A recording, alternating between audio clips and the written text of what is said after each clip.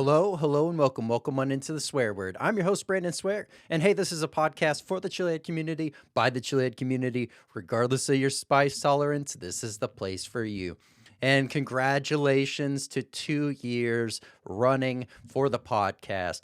Up tonight, we have an amazing guest, locked and loaded, returning once again. And we're going to be diving into so much great nuggets of knowledge and plenty more. So, episode 155 starts now.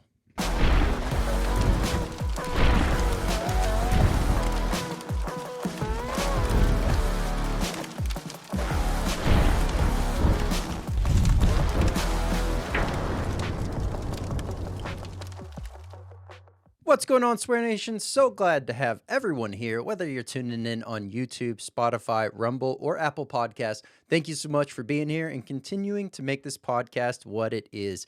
And also want to say happy Veterans Day to all of those that are out there that have served or have had family that have served. Thank you all for what y'all have done, and I hope that you're having a great Veterans Day. Now, up tonight, we have an amazing episode. As you know, November 7th was our episode airing date, and originally 2 years ago. That is our earmarked date for the podcast. So I've successfully crossed the 2 years in making the podcast happen. So thank you all that have been rocking since day one and those that have just recently found the podcast. There's a lot to catch up on, a lot of great things there, as well as much more to come. Hopefully these new updates that will be, very well received and rolled out here very soon. So look forward to finishing out the 2025 year strong and striding through 2026 with some great stuff along the way. So during this episode here tonight, we were going to have Troy Primo back on the podcast. We're going to talk about, how life has really gone for him, the new addition of a great facility, what that means for him from a production standpoint, also what that means for him from a business growth standpoint. It's going to be a great episode covered with some great nuggets. So if you are in any stage of the process of whether you have your own hot sauce company or not, this is going to be filled with some very fun conversation and nuggets of knowledge throughout it. So looking forward to jumping on into this one here. But let's do this. Let's go ahead and kick off tonight's discussion.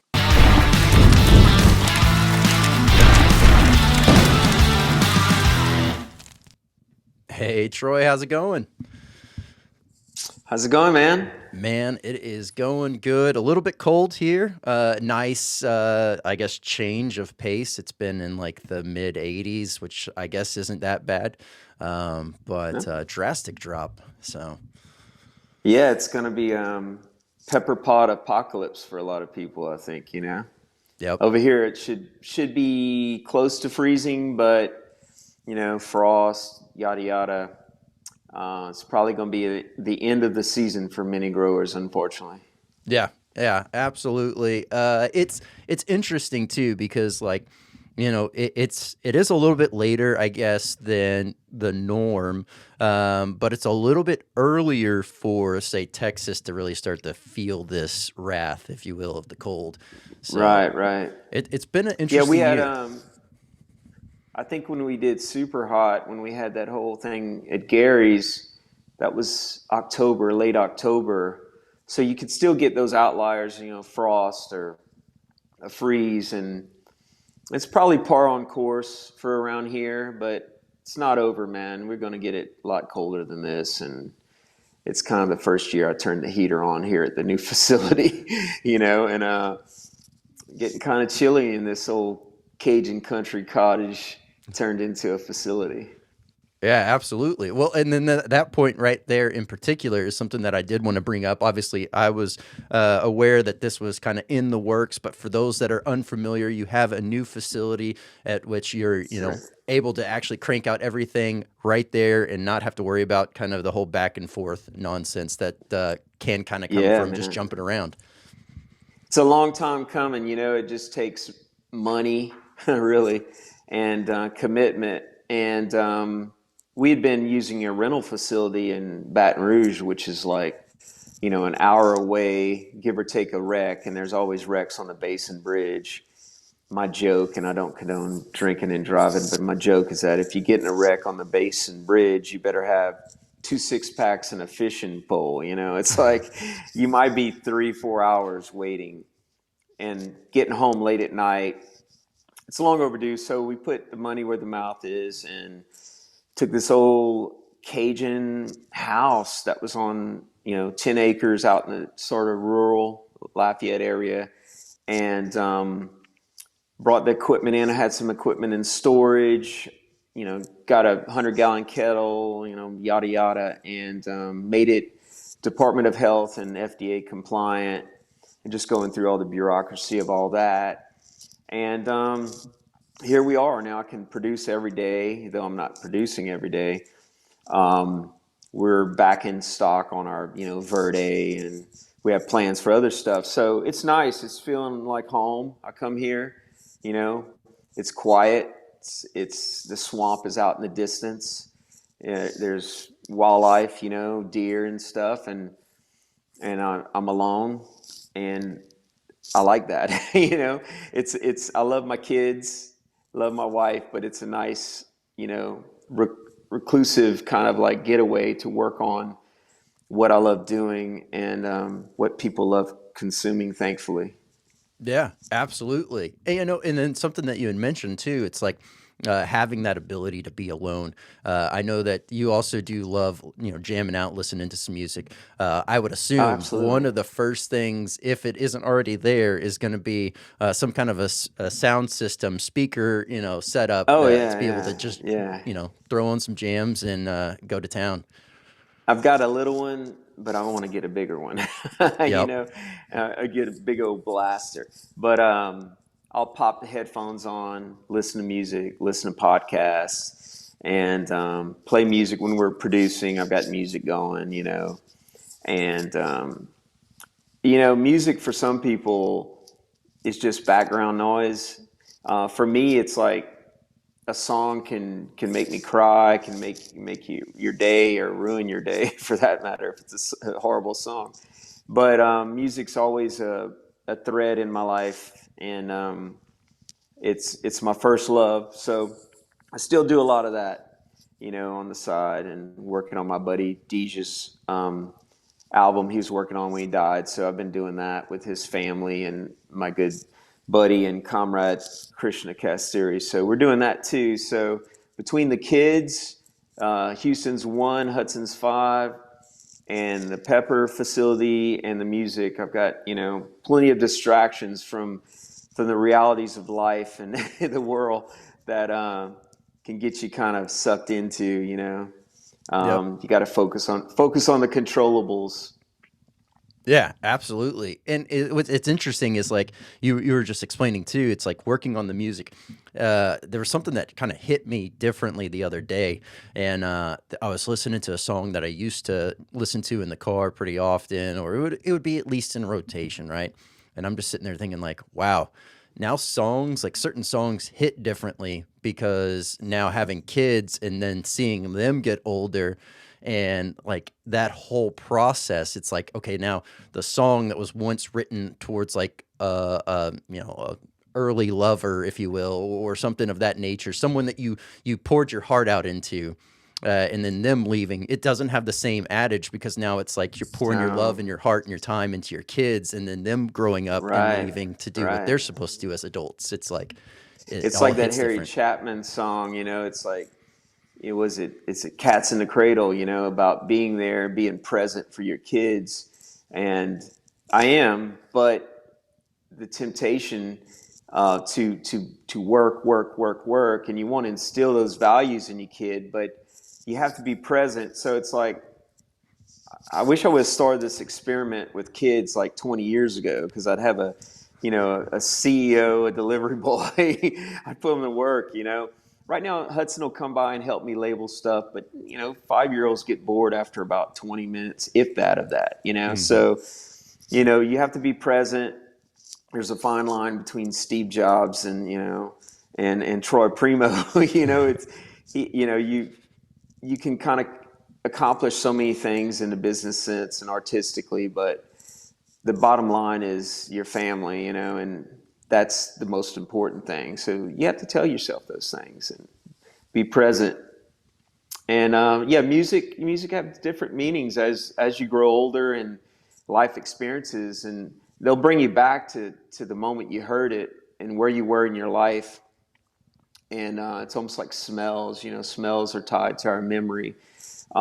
Music is so tied to a moment in time. I know what albums I was listening to when my dad passed or when I got married, and you know, I don't know. I get into that, man. And Yeah. the good thing is there's plenty more to be made, and to discover and be a part of your life. So the book is open on that one. Yeah, no, absolutely. And, music has such a powerful pull, as you mentioned as well. It's like not everyone has that same kind of like innate connection to the music itself. But No. I'll notice like one of my things whenever I'm at a competition or what have you is I always have to have music in at least one ear. And I've already kind of got generated out a set of songs that I'll use. And the last two competitions, I was like, should I update this? Should I add some more? Should I change some stuff out? And just for sake of simplicity, I kept it all the same. But to that point, I should have changed it because there's like a lot of songs and things that or memories or times that I was reflecting on. And it's like, well, if I just associated that song into that mix, I could have like honed in more. Because what I'll do is Maybe I'll so. pull myself into it. Well, it's like, if you're driving and a rocking song comes on, like Metallica or whatever, you find yourself speeding a little bit. You got to watch Yep. it. It definitely affects your mood and everything. And you've done really well with the competitions, man. I must add. I said, the controversy aside, I think you should have won that last one. But maybe I'm biased, but I will tell you that you're doing damn good with that, and I'm proud of you. Well, I appreciate it. And yeah, I mean, at the end of the day, it's like main thing I guess I try to focus on is the idea of being there, enjoying, first of all, because like it's showcasing other people's grow, right? Like it showcases their Right, right. talents. Sure, these same peppers might be consumed in other parts of the world, or someone may be growing it in their backyard, right? And like they can try it, but it's not quite the same as trying someone else's grow in a different region or grown in a different way. Like all these things kind of factor in, and they're like nice settled notes. So like the burn aspect in that is super pivotal and important as to why I do it. But then, of course, it's like I may not know, or I may do know the person to the left or to the right of me, but it's Right. really about strengthening, finding that bond, and just having a great time.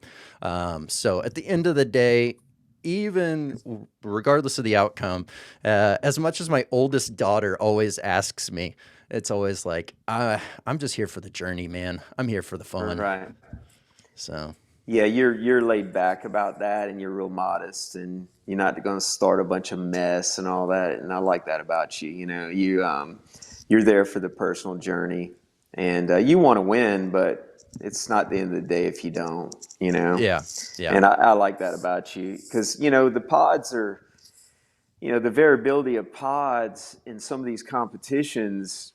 It's hard because it's what's available. It depends on when the promoters, you know, where they source them from. Hopefully, they source them from the wrecking crew. At least there's some consistency there that we know of. But it's what's available, and it might be a time of year where a lot of our growers don't have pods yet. So then climate does affect heat. And everything about it. It's nurture versus nature.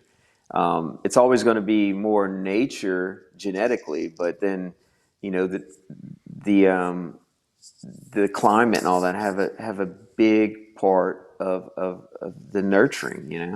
yeah, yeah. And it's very very true to the sense of, the wrecking crew always showing up with a very consistent as far as like expectations level of what you're going to be hit with. But y'all always do a great job at sprinkling in some new stuff to kind of catch me off guard. This year mention on that was the gut bomb had changed so much, it felt like, in heat and intensity and flavor from Death Ridge, that in that competition it made me wake up and go, okay, well, hey, actually, that was good, but man, that's got some legs on it this year, because the year before it was intense, but it fizzled out, I felt like, quick. He's got, he's probably throwing logs in his greenhouse, black pot, was it a black pot belly stove or whatever he's got in there, keeping it warm so he doesn't lose everything. He's serious about it. A lot of hard work. And those guys, they're like what I'd wish I could do right now. Everybody's, there's a few, bad actors in the community that think that I can't grow peppers anymore. I'm like, I forgot all my horticultural knowledge. It's nothing about that. It's that John Hart said once, down here when he was at a festival in Lafayette, he said, Primo, you have to pick if you're going to produce peppers or produce hot sauce and stuff, Now, I try to do both. But right now, if I'd be doing all the crossing and all the fun stuff in the backyard, which takes a lot of hard work, people wouldn't have the Verde. They wouldn't have these sauces. I wouldn't have the business. So I found people I can trust that can do those things for me, like Gary, grow out the seeds, and we're going to have them soon. They're picking. I think Sunday was the last big pick before this freeze, and he's got a great team of peeps that are like seeding pods and getting them ready and drying them and all that. I've done that for years. I still know how to do it, but it's like, I have to choose, if people still want to grow 7-pot Primo seeds, that's the only way I can do it. Yep. Otherwise, we can't meet the demand. And I trust these peeps. When we did the Wrecking Crew, it was very much just helping out, Paul and Shahina, like League of Fire, and just delivering peppers. I brokered friends that do this really, well, and they're respected, and they've got the passion to do it, and they were offered to get paid for it. No one's using anybody, but they're doing this out of the kindness of their heart to help the community. And then, a lot of these guys sell pods on the side, and their sales went up, from the exposure. So that's great. It's a win-win. And, Paul and Sheen is like, well, we'll call it, Troy, thanks to Troy Primo. I was like, I didn't feel comfortable that using my name. And I said, let's just call it the Wrecking Crew. And that's what it became. So they're like, well, we got to put your name on it, like Troy Primo's Wrecking Crew. But really, I'm just a facilitator of a group of like-minded individuals that have a passion to help the community. So it kills me when there's strife between, the entities in the competitive world that run these shows like League of Fire and Fire Hub and all that, because, you have to protect your brand. If I had a competition and, people were wearing pucker butt shirts because Ed would give them money if they won, I'd have a problem with that. Nothing against Ed, but that's just a direct, I guess, competitor. You would think you can throw any name in there, right? Mm-hmm. You have to have strict SOP. You have to have contracts. You have to protect your brand. So it's nothing against anybody. I have a lot of friends that are on both sides of the fence, but my intentions are good, and I know that League of Fire's intentions are good, and that's the bottom line for me, Mm-hmm. And I'm not out to stratify anything. I'm just trying to explain that whole situation. Yeah. And from the outside looking in, or the inside looking out. I wanted to talk about that because, I'm just observing what's going on. And I think everybody can coexist. But if you have a brand, you have to protect it. And otherwise, you don't really have a brand, something you built and you really put a lot of blood, sweat, and tears as the OG doing this, League of Yep. Fire. You have to do it. It's up to them to do it, right? It's their Yeah. business. So if they set rules, you got to stick to the rules. Yep. Nothing gets anybody involved. And that's all I'll say about it. But, I'm cool with a lot of people on both sides of that argument. But my opinion is that. Yeah. Well, and I think that there's like a great way to look at that, and you've hit it perfectly. It's ultimately, trying to ensure that as you build a brand, regardless of who you are, so like even with the podcast, right? Ultimately, at the end of the day, it's to highlight, showcase everybody within the community, and whether I agree with what is being stated or not, that is not for me to manipulate and change this thing into an echo chamber, if you will, of only one streamline of thinking. It's to really provide that openness. And the same thing, it's like if you're creating a brand and you have a process and you have expectations of how you want to run things, like stand firm in those beliefs and then just let it ride out. Yeah. Don't worry about what people think, like it is what, I definitely, I'm political in that I want people to love our product. And, I said a long time ago, don't stay up late at night drinking wine on Facebook. You're going to find somebody, a troll or somebody that's going to aggravate you. And you might say something next day you regret. Mhm. But I'm a fond believer in standing by your brand and what you believe in and your vision and stay the course. Everything else is noise. There's going to be a lot of opinions. You can't please everybody. After we did Superhot, all of us got a lot of love. I got so much love and and I got more hate. The hate was amplified as well out of jealousy or whatnot. But all I could control is what I said on camera, and what I did was my true intentions, and not worry about it. I was really worried about how the edit would turn out, or what they cut out or what they put in. They could do that in production, Mhm. but Brian Scope said, "I'm going to portray you like who you are," Mhm. as far as the edit, and he did.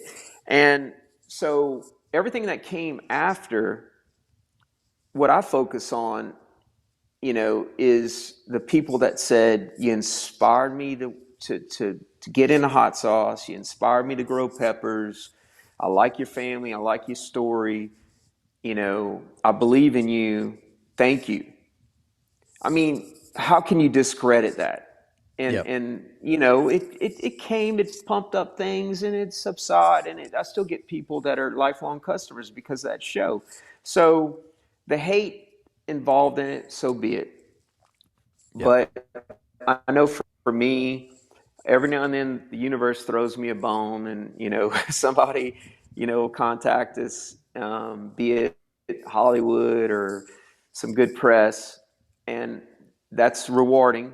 It's validation, but it's also not something that we sit around waiting for, because we're going to just keep doing what we're doing. I'm going to keep doing what I'm doing, not worry about the noise, and the opinions and all the hate, but just keep staying true to our virtues. And you're the only person that can take away your integrity.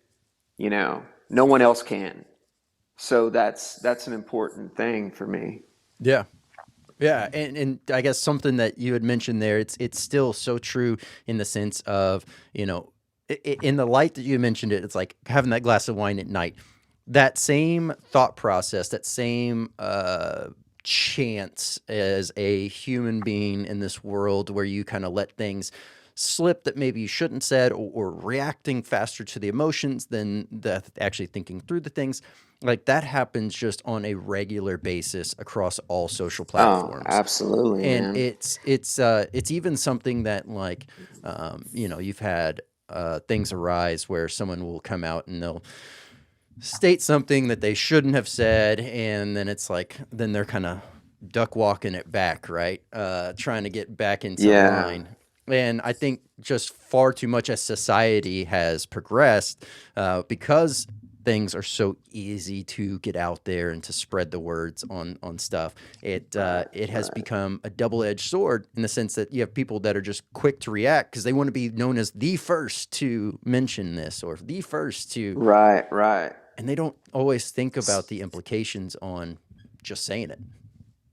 Soap operas were really popular, once, it's people like drama. Some people thrive on it. That's all they have going for them. They wake up in the morning and that's what they want to do. I will say this, there's people that have, for maybe being associated with be it, I don't know, Pickles or anybody, and just being really kind to others and Superhot, or just being maybe more Switzerland in some of these arguments. I got grouped into one side or the other, and I've always like tried to find the good in people, and if they cross me, that's it. I ghost them. I'm done with you. Mm-hmm. But I think that it's something with innate human nature, and it's unfortunate, but I think when everything hits the fan, and if in life, be it on a personal level or a freaking world level, the one thing that will get you through it is your community, your friends, your family, and the things you can control, and kind of try to block out all the other stuff. I'm guilty about getting into it sometimes and reading too much into world events or whatnot, be it the gloom and doom. But my wife's pretty good at honing me back, just focus on the controllables and stay the course with your vision. So that's what's most important. I mean, and that's where I stand on it, man. So there's always going to be the drama, but thankfully there's people that are coming back, that might have been somebody I wanted to block, Mm-hmm. that are coming back, and I've got open arms, so that's my life story, right? Yeah, well, I mean, it's like I think similar to that, you have all these new crosses, whether they're real new cross or renamed something Right, or other, because that's happening since this whole thing really started. I would say probably since the first pepper was ever discovered, you have people now right. trying to do this, that, and the other. But as these new crosses roll out, you have, and as much like you said, the actual labor of love to do that, to know what you're doing and to take it properly. It's not just some quick, easy, one and done type of thing. It's very meticulous, very No, thought no, out. no, no. Even if some of these peeps, just rename things and come up with a phenotype that's amazing, a pepper phenotype, a variation, be it it's unstable cross, or maybe the bees mucked around with it or whatnot, non-isolated grow. You still have to stabilize it. You still have to grow it out year by year for it to be a formal cross or variety. And that takes time. Everybody wants their 15 minutes of fame, and so be it. But stick to your cross and grow it out and grow it year after year and make it the best. Gary and I are still with the Primo, culling what plants that, maybe not that one, that's not the one. Get it out of there, Mm-hmm. destroy it, save it for mash or something. But, we're still selectively, and Gary, of course, I say we because we're a team, but Gary's up there, send me pictures and like, what do you think about this? And then there's the element of a plant, having vigor or more pods or more nodes, or maybe one's more diseased or not doing so well. You have to do that. You have to go through and just, it's something that it's a labor of love, but what gets me in this, and Gary sent me a video last night of one of his workers, and she had about 50 pounds of primos at a table in front of her, and she's about to start seeding them. And I'm like, oh Lord, man, I remember these days, and a lot of times Gary would send big boxes, 50 pounds of pods, and it wasn't his malintent, but they would come like the day before Thanksgiving or something, and and I'm out there doing it. Well, she's doing it now, and I just said, it might look like a big mountain. Just take it a little at a time. And she's like, I love this. I love this. I said, that's great. That'll get you a long ways. Yep. That'll go real far. But if it looks like you'll never get the end of this pile of peppers, just remember that people really love growing them. And that the reason I'm selling them is because people love growing them. They love sharing them with their family. They plant them in their yard. That's why I was like doing one pack per person, not to try to cash in. People write me wanting pounds and pounds of it. No, let's let people have the opportunity to grow the 7-pot Primo and enjoy it. And it becomes a thing, so that's the reason I do it. I mean, Gary and I make some money on this, but I make way more money if I were into money doing hot sauce and pepper jelly and all that. We're still small, man, but it's pain. Seeds are a pain in the butt, man. Getting them all seeded and dried, and it's a really time consuming thing, but it's something that I'm stuck with. We're stuck with the rest of my life. We'll never stop growing that and selling those seeds. It's like the jelly. Kara came up with the recipes. I'm like, I'm stuck making that jelly, man. I say it's a sticky situation. It's great, but I'd rather make hot sauce. It's easier bottling hot sauce than pepper jelly and dealing with that. But who's complaining? I sound like I'm complaining. It's just No. It's good problems. It's good problems to have. But everything you do, you have to have the love to do it. You have to have the passion, because it won't last. It'll be like, hey, let's get rich quick. Let's do this and that. And then when they realize you're not going to get rich selling seeds, maybe rich in soul, but you have to find that meaning in yourself and what it does for the community and what it does for your legacy. And when I'm dead and gone, hopefully a long time from now, maybe my pepper will still be around. Yeah. So. Well, and I think perfectly to that, y'all, because of the work that's been put in on behalf of you and Gary to be able to help make sure and ensure the stability of the Primo seeds. Like it is very evident. It's one of those rare Superhots that you can just go out and get the seeds on, and what you're about to get, because there are so many, very thought out, intentionally released seeds. And yes, to that point, not that you were complaining, it's just simply, it is a lot of time and labor that is put in just to get those seeds out. I mean, as you were saying that, all I could think of is all the times that I've either had to de-seed even just like 1 or 2 pods. It's like in a mass scale, all I can think of is like cut the pepper in half and then take a spoon and just drag out what you can and then just go. Like that's the only thing that makes sense to me. I used to do it like that, and then I want to say Austin and John from Jersey Bornfire were saying, no, Preem, just get you some nitrils, gloves, and just rip it apart and scoop out with your fingers as many as you can, put it on paper towels and move on.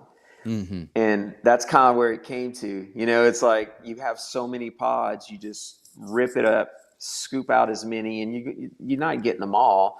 Yeah. But, it's time, and time's ticking when those pods are picked, and you only have so many days to do it, yada. But you have to have the nitrile gloves. And, I think Gary's crew, the first time they started it, they were sending me pictures and they had latex on, and I'm like, man, get you some nitrils or change that latex really quick because it'll go through the gloves. Nitrils Yep. about the only thing that won't go through. Well, and that makes sense because I didn't know about that, and I've only ever used like the latex gloves. And all the Go times that I would nitrile. use those, I was like, dude, these things let me down. It feels like within the first 10 Yeah. minutes.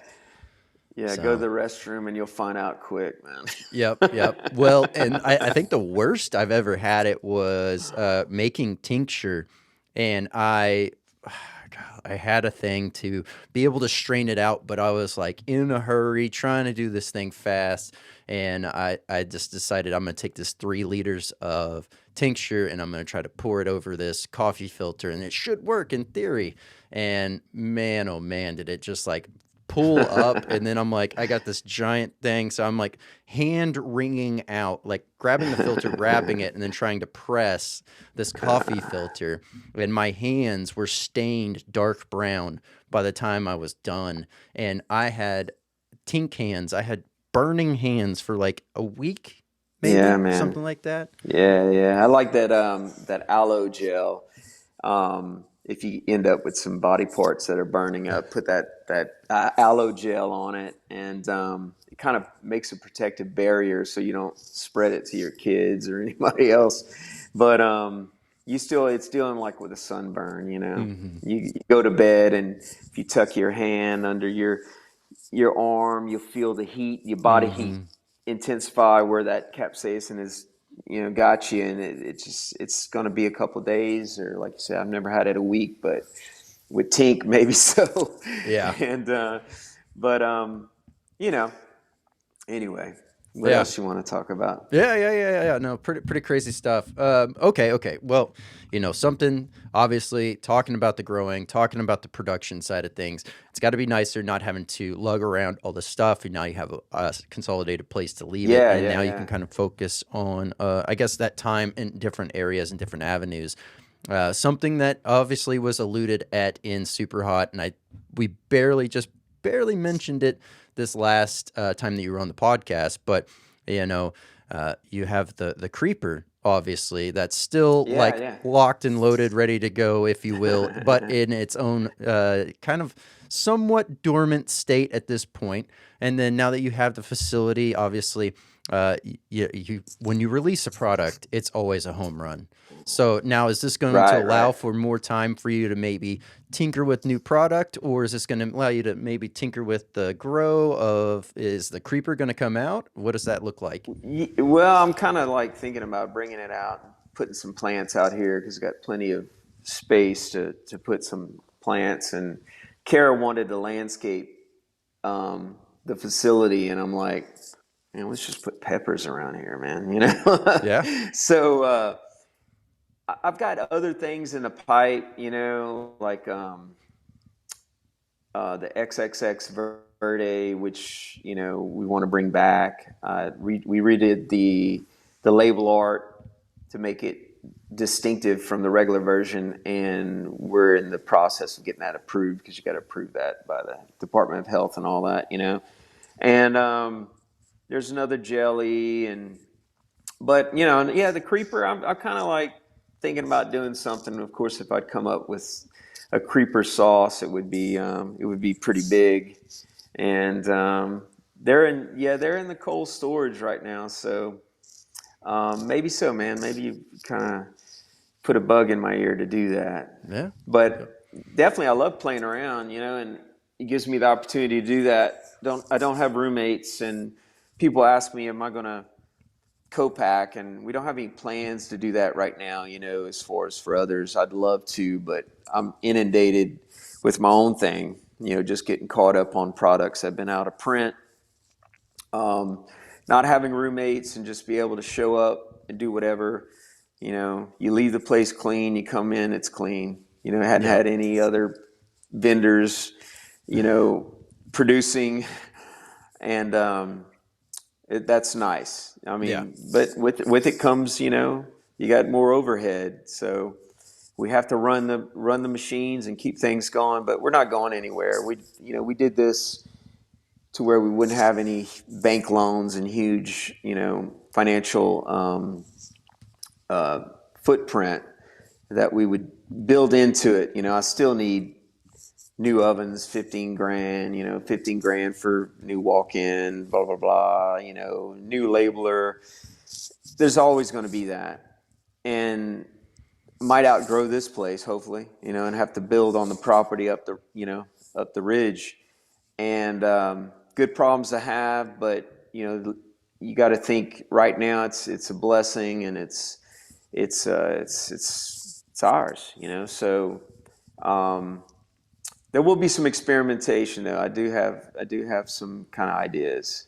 Okay. All right. Well, I also wanted to point that out because of, far too often I'll be talking to new sauce makers or what have you, or, people that have maybe they've had a sauce company going for about a year, 2 years, and they sit, very, very familiar to what you were saying earlier, and very much true to the podcast, but this being, I guess, the earmarked 2-year anniversary of it. It's not guaranteed that you're going to just, even with the podcast, I never had in mind that this was going to be generating a sustainable lifestyle, type of brand to be able to build and to be able to have to support my family. It's more of the love of things. And I think, much like you were saying, a lot of these companies early on see the initial headache, the struggles, the uphill battles that come, and then they kind of like want to back out because that passion, that love, that drive isn't there. But also to showcase that, like, it doesn't matter at what point in your overall company's career that you are at, you're always going to have new additions, new headaches, new struggles, new Absolutely. life things. And the best way is to slow and steady, much like you're saying. Yeah. I mean, got a simplex filler, those things aren't cheap. I can't remember if it was 14 grand or whatever. The Jersey boys were doing, get a few warm bodies and hand fill, and you could probably outperform the $100,000 bottling unit. I mean, I'm not going to buy $100,000 brand new bottling unit. You have to justify that, whether getting friends and family in here and doing it by hand the old-fashioned way or using the simplex. But it's like, I think John Hart told me at the height of K-John's hot sauce fame, he had maybe 2 or 3 simplex units going. He didn't have the 100 grand filler that Endorphin does. Endorphin does a lot of co-packing, and they need that. They have to run it. Now, wouldn't it be great just to dump all the hot sauce in a hopper and just sit back and watch it go automated through, from the beginning to labeling to everything? Yeah, it's great, but you got to get there, man. You can't give up. We're not chasing a Walmart model to where we're trying to make $2.50 hot sauce. We've got a lot of hot sauce in Louisiana that's in that, model, but we're boutique, we're grassroots. We're doing things on a level that's, small batch relative, even with a 100-gallon kettle, that's small batch, and that's okay. We've got big plans and big dreams, but, it won't be realized if you don't, envision it and then execute, because there's a disease that everybody says, we should do this, we should do that, we should do that. Well, who's we, man? You got to do it. Get off your butt and do it. Yeah. And don't be discouraged. There's going to be pains. There's always something with business. It's always something breaking or something. Just how you navigate that minefield. And at the end of the day, it's going to be all right. You just have to have faith. Yeah. You have to have a good product. You can't be like these cats on, The Voice or any of those shows that they put for comic relief that think they can sing and get up there and they can't sing.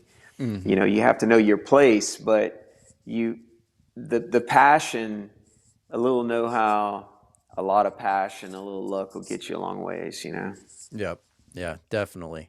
Well, and I mean, it's like you have all these companies that are obviously starting out. They're trying to come out the gate swinging, I guess, if you will, with let's call it 12 plus different types of sauce or products, and something that really kind of stands out is like, sure, it's great to have the variety. It's great to have everything. But then it's like, okay, well, which of these sauces that you were going through do you feel like kind of got neglected because you didn't give it that extra bit of time to really Yeah, man. nurture?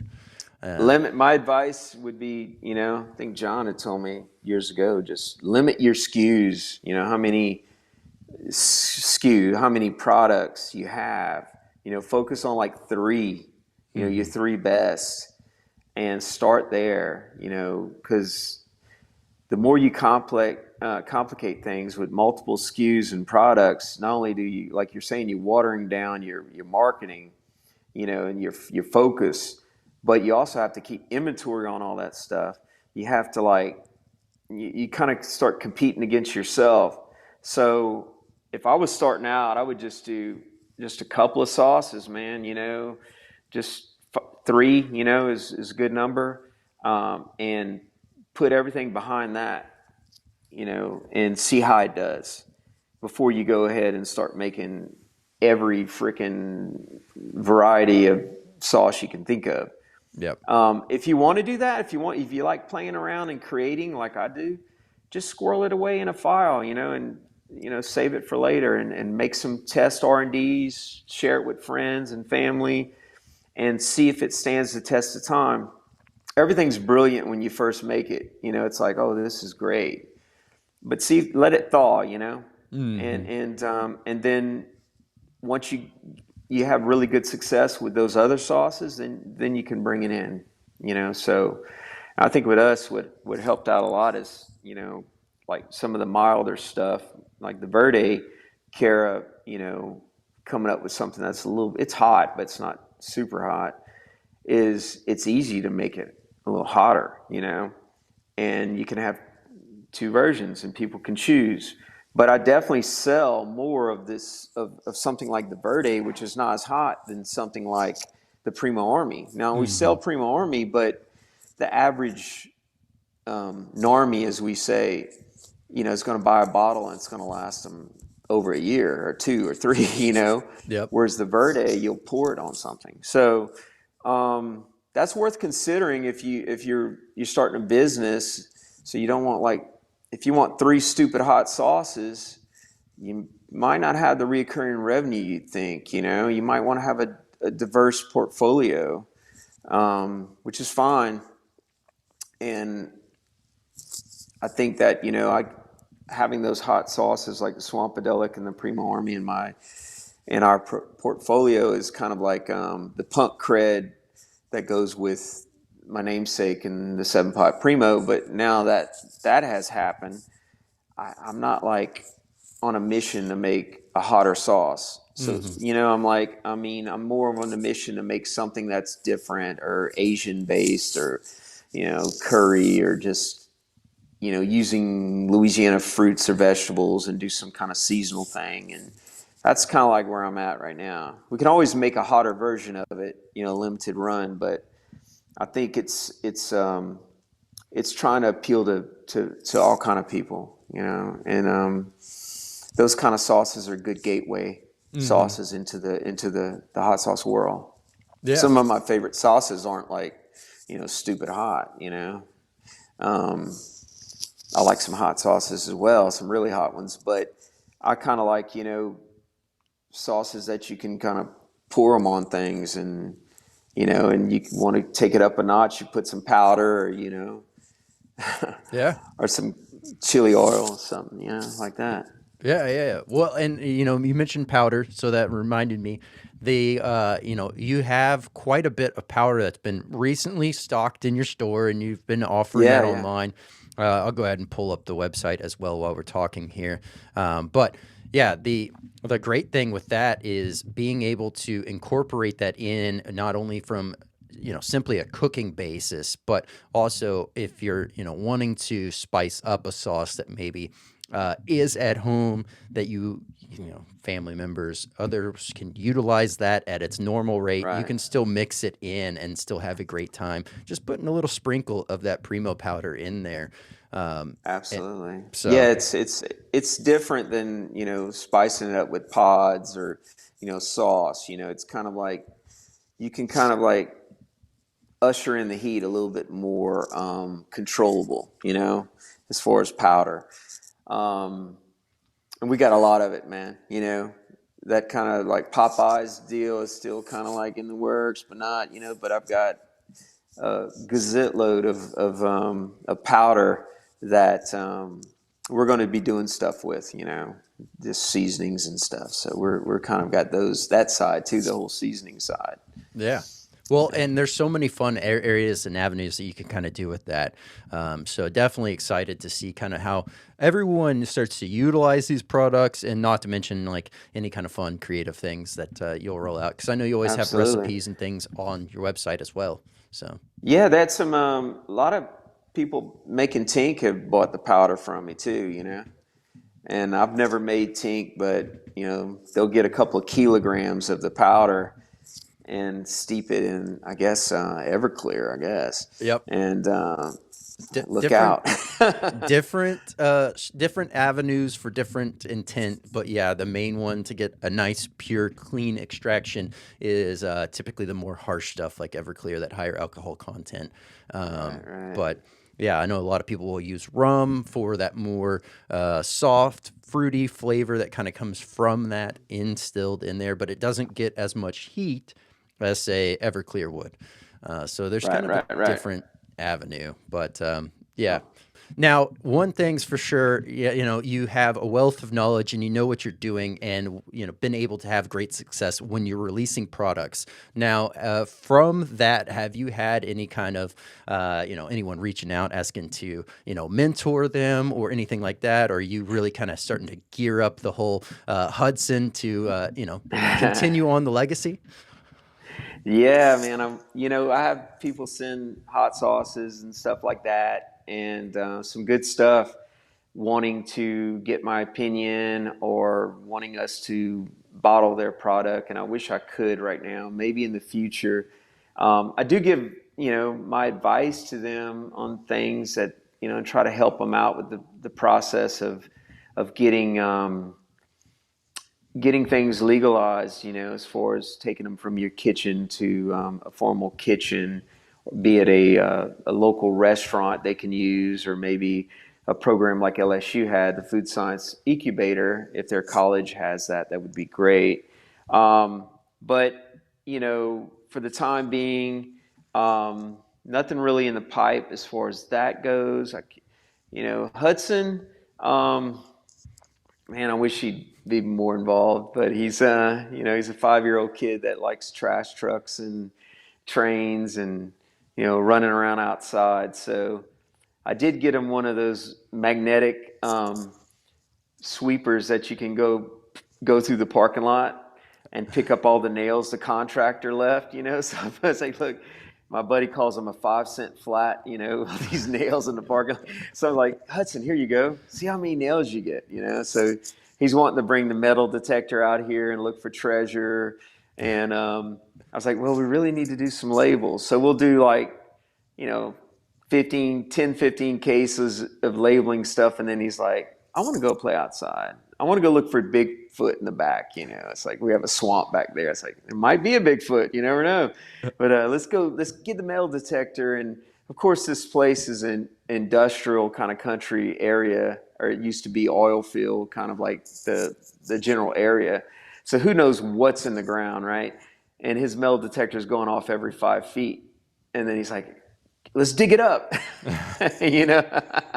Like digging up the property. But you got to do that kind of stuff because you have to inspire dreams. And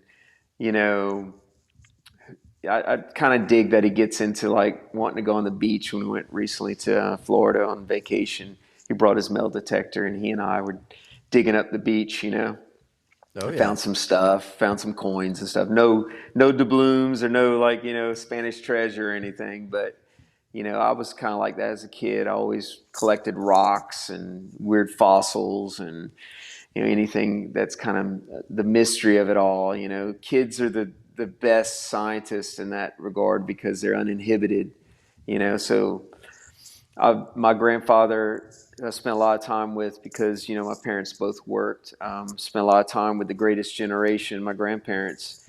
and heard a lot of stories about World War II and growing up, during times of Great Depression and such. So they had to invent their own fun and their own toys and country boys and girls and all that stuff. But he never told me, that's stupid, that's silly. Like he'd ask me what we wanted to do today, and I'm like, let's build a rocket, or let's build a transmitter to talk to Mars. And we take an old radio and take it apart and glue it on a piece of plywood and put funnels on it, all kind of crazy stuff. And he'd chuckle, but he did it. He never said, that's outlandish, Troy, that will never work, or that's a bad idea. So you have to foster those ideas, and mentor them in that direction of wonder. And when you're closed-minded, you can be as book smart as you want, but if you're closed-minded cognitively, then you're not that smart. True science is about wonder and discovery and being able to replicate it, and prove it in fact. But you have to have a theory and you have to have a belief, and that should shadow your whole life, in everything you do. Be it making hot sauce or whatnot. If you can't figure out how to do it, figure out how to do it. Just Yeah. try, execution, failure, replication, and until you get it done right. But there's courses for people. Not New Mexico State University, North Carolina State University has a great acidified foods program. I can't remember how much it might be, $300 to $500 online course. You don't have to have a business to do it. You can learn how to make hot sauce safely. It's valuable. Annie, took it. And a lot of people that don't have, businesses and that just want to know how to make hot sauce. And I'd recommend that to peeps as a good starting point, And I'm happy to help peeps, and point them in the right direction, because I've had people help me, like John Hard and others, point me in the right direction and come across a problem, find a solution. If someone doesn't know it, no, they shouldn't. Those cats are legendary, so they know it. But I'm still learning things along the way. And you'll never stop learning to the day you die. Yeah.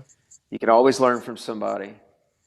Absolutely. And you said it perfectly. It's like far too often that, just being able to keep that passion, keep that creativity, that imagination alive, and to be able to, can like strip things down, build stuff that, realistically, given that, you kind of know how things happen and things are put together, that it's not going to do the intended outcome of result, but not killing off that and not keeping like the next generation stuck in this rigid box of like, here's the game and you can only operate within this little box here, right? Right. You let them continue to just come up with fun ideas. I mean, that's Yeah, just how try these things. great inventions and ideas really come to be, is because Right. of someone dared to question the status quo. Right, absolutely. And that's kind of like the way we were with music. We made music we enjoyed, and we thought other people would like it. And some people got it following, people did enjoy it. But we were making it at the end of the day for ourselves. But other people enjoyed it. And then, we made some albums, had to, sold some albums, put it back into it, buy some more gear, make some more albums, and that's kind of what we did with music. Same thing with hot sauce. Yep. I mean, putting out the Verde, every time you put out an award-winning sauce, your profit levels go up, your cred goes up, you're making people happy. And I've said the story before. It's like Kara and I had a bottle of Verde once, and we were eating some pizza or something in the house. And I was like, man, I wish I could get this down to, $5 a bottle or $4 a bottle. And she said, well, Troy, why? I said, well, it's not because we have high, our margins are astronomical. It's just because, it's a process and a lot of love goes into it and it's a lot of work. But she goes, Troy, we're drinking a, $25 bottle of wine or whatever right now, and And if you want a good product, they will buy it, within reason. It's it's uh it's a treasure, and I told this to my buddy Deej the day before he died. I said, and I said it in Superhot, and it didn't make the cut, but it's something I've been thinking about a long time, is that, you work hard, be it music, be it peppers, be it, products, to make this thing that you grabbed out of the ether materialize into something tangible. You work hard for that. In return, people work hard in this day and a day crazy world to buy it, to spend their hard-earned money to buy it and bring them happiness, even if for 5 minutes. That's a gift. I mean, that should be a God-given gift that not everybody has the ability to do. And of course, my buddy said, "Yeah, but I want to do something else. Kind of don't want to be known for all that." Well, do something different, Deej. But that's something that I don't take for granted, ever. And I remind myself of that often, because no one's, most people that buy our hot sauce are not like millionaires or very wealthy people. They're people that save to get that bottle, to enjoy happiness with their family, that night on whatever they're eating. And that's a ritual. That's like, part of our culture is food and merriment. Cajun culture, and it's part of everybody's culture, really. Food unites people. And sounds like a bunch of, cliches, but it's true. It really is. Yeah. I mean, it's the base for so many core memories. If you think about it, it all kind of Yeah, yeah. derives around that, because ultimately it's Right. like those same memories are often shared with friends or family or loved ones that you hold near and dear. So I can see it. Right. Yeah, absolutely. Absolutely. Those here and those gone. All right. Well, we've obviously been able to cover quite a bit of ground here, talking about many different things throughout this podcast. But, of course, still so much more we can dive into. But let's, I guess, shifting to the nugget of knowledge aspect, even though there's been sprinkles of nuggets throughout this whole entire process, I think it is only fitting to once again highlight the fact of you getting your new facility, being able to continue to perpetuate that growth for the not only the business but the other creative vehicles that will be coming out. It is one of those areas. So I guess in that sense, let's talk towards the growth aspect for those sauce makers. What is a nugget of knowledge that you would encourage those that are looking to grow? Oh, have a good product, find your best product, and try to get into a legitimate kitchen, get into, sometimes local colleges might have a program. If not, um, they could pair up with a local restaurant or whatnot to produce their sauce and get it approved. Get it approved by the Department of Health, FDA compliant label, registered through the FDA. Um, it sounds like a lot, man, but you have to do that. At some point, you have to be able to sell it legally across state lines. Pass the cottage law and all that, to be able to get into your Whole Foods or your other grocery stores. They have requirements. So it sounds like a lot, but I would focus on that. Trying to, if you have a grassroots movement and moment with your sauce, take it to the next level. It's going to take some money, though. It's going to take some. Actually, if you're not going to make it yourself, go with a good co-packer, like Endorphin Farms.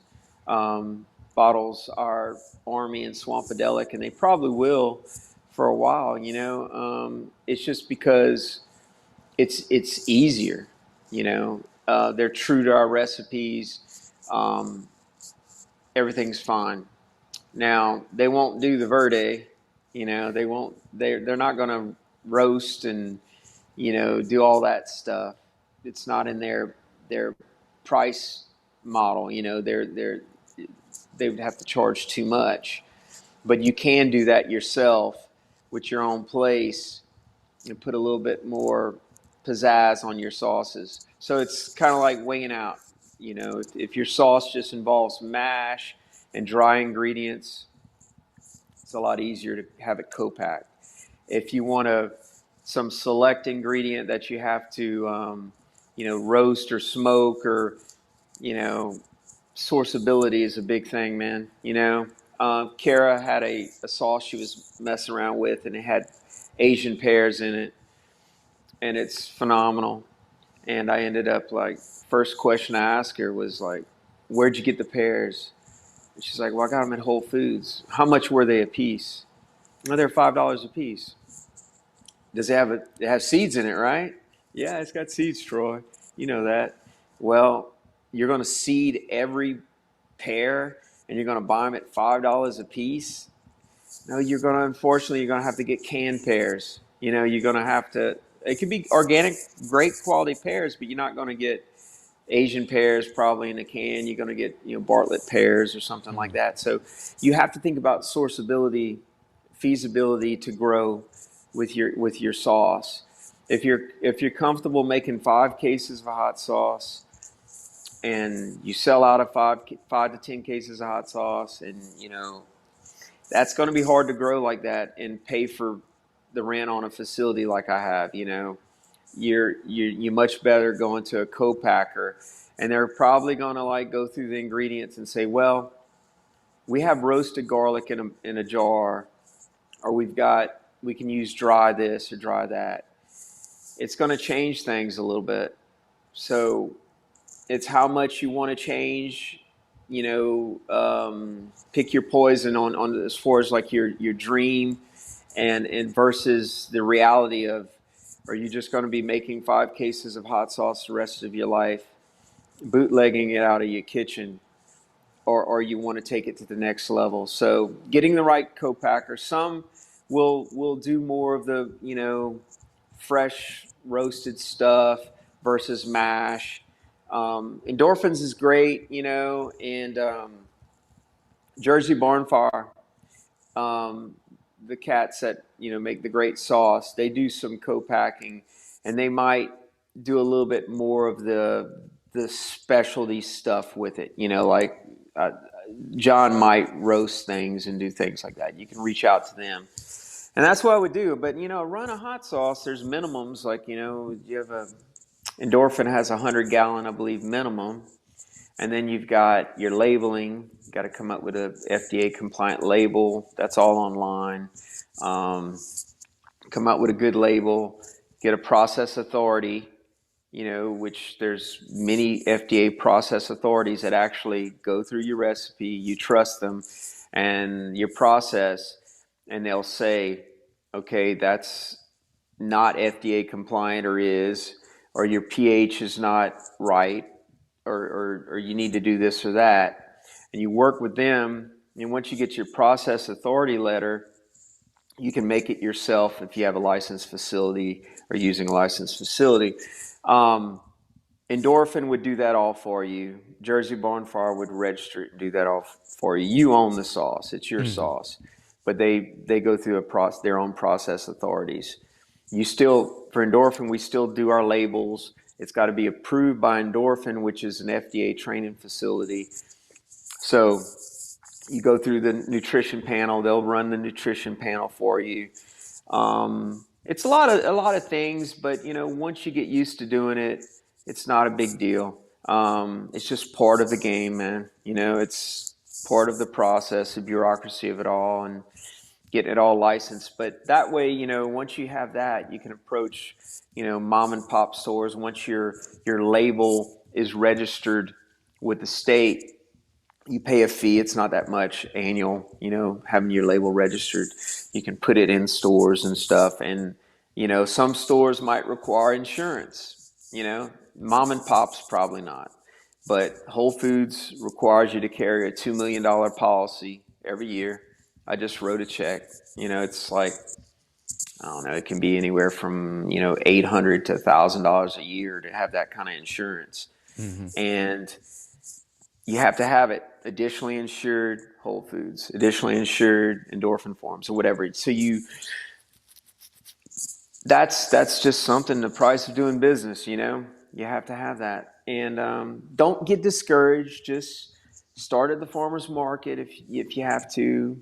Get you some money. Think about co-packing. Think about finding someone, you know, locally that can allow you to produce your sauce in-house. And that way you don't have to buy a 100-gallon minimum. Maybe you can just go in there and do, you know, 20 gallons or whatever, and do it yourself. So I don't know. I hope I didn't thoroughly confuse people, but you know, that's kind of like the brass tacks of it. You know, No. Yeah. just because you have a label that looks like it's compliant doesn't mean it's legal. You know, you've got to be registered with the FDA. You had products registered with the FDA with the process authority letter. You have to have the facility registered with the FDA. You have to have the local Department of Health inspect the facility, or if it's a place that's normally inspected, you at least have to have your labels compliant and certified and registered. So once you get all that going, check off all the boxes, all that headache, then it's smooth sailing. You know, then you got to worry about selling the stuff, you know, marketing and all that. Yep. But I wish I had more time for marketing and more time for making video vignettes and, you know, doing all that stuff, playing with plants more. Yeah. But we'll get there. It's all about a team, you know, getting your team together. And I'd much rather be, I love being in the kitchen, but I'd much rather be a spokesman or going around to the festivals and meeting people and promoting the product. And doing that, I mean, we hadn't done festivals in forever. And it's not because we don't want to, because it's a very costly thing to go to Fiery Foods, per se, you know. Yep. The booths aren't cheap. You got to fly there. You got to fly your product there if you don't drive. What you don't sell, you have to fly back or try to offload it to somebody there. And so it's always been like a vacation for us when we've go a week ahead of time, go to Taos, go to Santa Fe, you know, and end up back in Albuquerque and be a part of the whole event.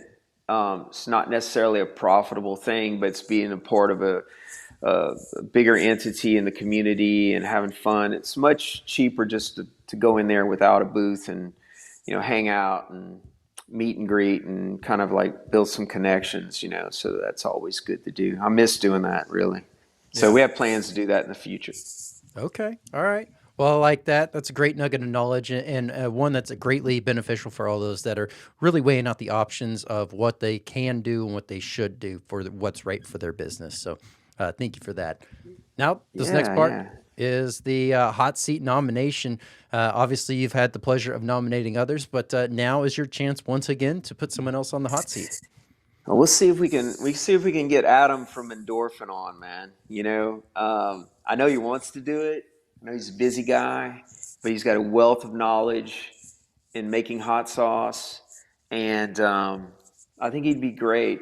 He recently kind of like reached out to me, and we were able to help out one of his friends, Max the Meat Guy. Check that out. He's got a YouTube site, and the Wrecking Crew came with some pods, man, delivered some pods to Max. And though Max put the hottest one is the Reaper, you know, I beg to differ, but he did mention me a bit.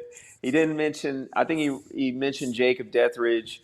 He didn't really mention Bob or Brent from the Wrecking Crew, but they sent some great pods, and that was kind of cool. Yeah. So I'm thankful for that. So, you know, he's always looking out for me, and I'm looking out for him. So I think he'd be a great guest on the show. So we'll try to get him on. Yeah, absolutely. And definitely a great one. If y'all haven't checked that one out, check that out. Because yes, it does showcase the Deceiver from Brent, and you can see Bob's product placement in frame for just a good bit on his powders. So and I believe that was on the ribs that Bob's is in there. So No, Yeah. absolutely amazing. Adam, I'll be reaching out. We'll have a time to have you on the podcast. And I know that there's going to be a ton that are watching, listening to that, eager to get a better understanding of if co-packing is right for them in their given Yeah, situation. it'd be great. It would be great for Endorphin, to kind of like they helped us out a lot, and it'd be great for their biz and also just for people starting out. If co-packing is for them or what Endorphin can do for them. So Absolutely. I'm not a paid endorsement of Endorphin, but I've been with them a long time, so they're Yeah. good people. Yeah, definitely. All right. Well, this last part here is where everyone can find you, how can they find you, and any kind of announcements that you want to make. Obviously, also want to say as we get ready to make that part of an announcement, once again, thank you all to those that have served as this is Veterans Day. So thank y'all all. And Absolutely. yeah, go ahead and if you want to let Thank anyone know. you, Brandon. You're one of those. Thank you for your service. Thank you, everybody. That is a veteran and that has served the country. Appreciate it very much, and congratulations on 2 years. That's Thank you. great. Thank you. We love you. We love you, and we love your podcast. And you can find me at primospeppers.com, and I'm on also Primos Peppers on Instagram and Facebook. But we're just coming out with that XXX soon. Everybody's been wanting that Verde XXX. Waiting on the label approval. Should be good. And then checking off that box I was telling you about with the Department of Health. Everybody has their say-so of looking at a label and make sure it's what people want. Love y'all. Love everybody. Troy, thank you so much for coming on the podcast. It has been an absolute pleasure having you back on. As always, diving into all the great nuggets of knowledge throughout this whole entire episode, all the fun times, and just really being able to get a good understanding of, the growth that has been happening behind the scenes, with a new facility and just the plan ahead, the path forward, if you will. So if you want to keep up with Primo's Peppers, I'll have all the links down below, link to the main site so you can check out the full lineup of amazing products and merch that he has available, as well as all the socials so you can keep up with him in that way, shape, and form. And of course, you can be first to know when a new product comes out. If you haven't tried Premonition, head on over there, grab it. New batch just dropped. Highly recommend picking up some of that. And definitely, if you like it a little bit spicier, when that triple X hits, definitely grab yourself some of that because it is an absolute amazing sauce on both iterations. So check them both out. Let me know which whenever you like down below. And I want to say quick shout out for all those that have just recently found the podcast, all the way to those that have been rocking since day one. Thank y'all all so much for everything that you do. And continue to share us out with other like-minded chili heads or individuals that are curious about the world of hot, because this is where you can find everything to do with the world of hot. Also, if you're on a platform that allows for a podcast rating, please go ahead and leave us a 5-star review.